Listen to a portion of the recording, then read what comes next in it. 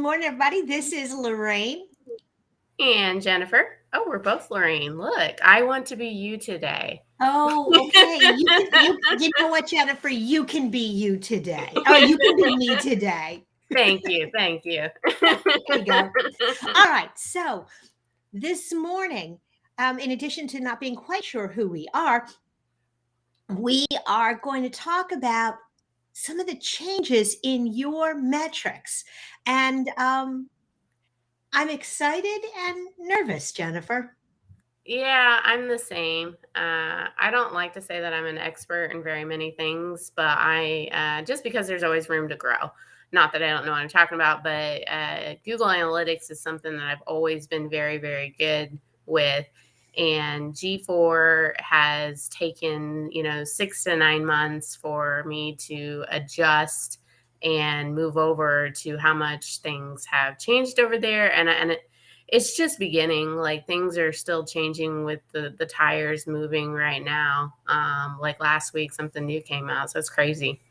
So, you know, it's something that I think a lot of business owners are going to struggle with because we have depended on Google Analytics for, I want to say 15 years. I mean, in the very early days of my website, I used web stats and other programs, but then Google Analytics came along and it was a lifeline for all of us. And we really learned how to use it to improve our businesses. And Google is now doing something totally different.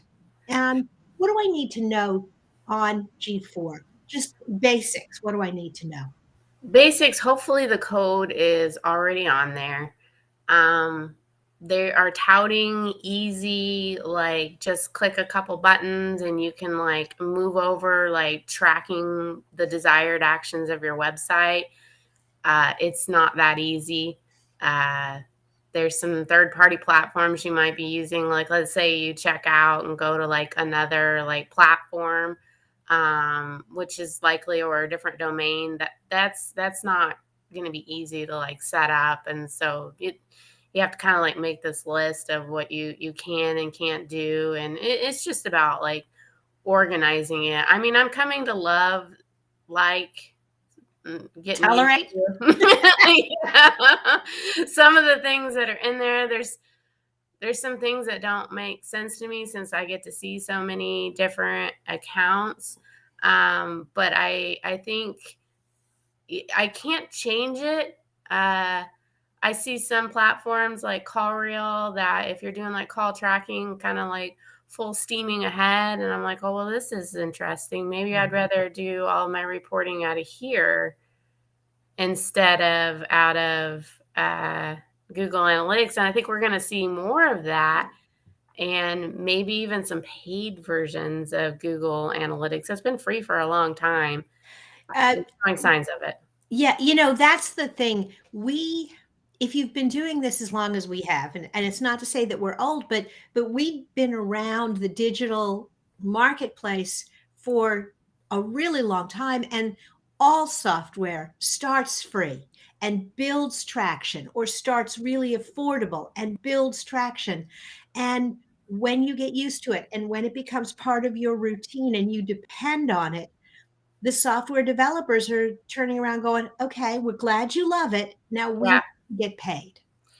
Yeah, there's some like things that don't make sense, like some thresholds being applied, and they're not making sense on where they're applying. I have clients with 10,000 visitors where thresholds are being applied, like, hey, we can't give you all the data. Sorry, you don't have enough traffic.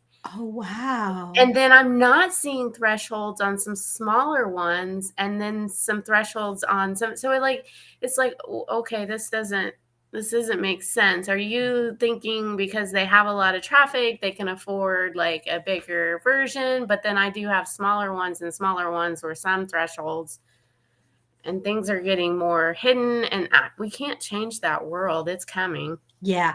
Well, and I think for the average small business, I think you have a choice to make at this point. If you're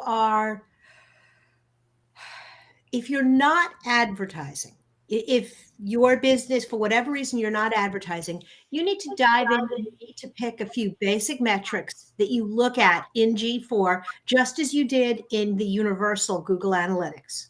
Yeah. And you need to watch those metrics and build plans around those. And decide if they are predictive analytics. Like, are Mhm. they like leading to like what you're trying to go to? There are less metrics, but then they just added some more. So real interesting search console data pulling in. Yes, you had that before, Mhm. but you didn't have engagement metrics by Mm. page. Nice. And So yeah. So I mean, so if you're creating content, very specific content, and you're creating landing pages, you can have some good insight if those pages are actually attracting visitors. mhm. Um, I really like some of the Search Console data that tells me which of my pages actually suck. It tells me where I've got pages that are just not making it in the Google world. And it gives me an opportunity to decide, do I care? I think that brings up a good point, like with Search Console, and that. So I'll say that it's been shown by some of the really smart people that up to 40% of data is not being shown in Search Console. It's what we have. I always say like a complicated, like triangulated data analysis. Like I'm Mhm. trying to look at multiple sources and see who's telling the truth. Mhm. Everybody has their hand in the cookie jar, so I have to take the information I have instead of trying to get perfection. Done is better than perfect. Absolutely. And, I think the line in the sand, if you're smart, is whether this is right or wrong. This is my starting point. And so now what I look at is, am I getting better against my starting point? This is an imperfect pot of data. It isn't considering everything. I know that. However, tomorrow when I look at this same data, it's going to have the same imperfections. And so I can see, full confession, on a daily basis, because I'm in and out of my websites, I use WordPress stats. Mhm. I know they're flawed. I know they're inaccurate.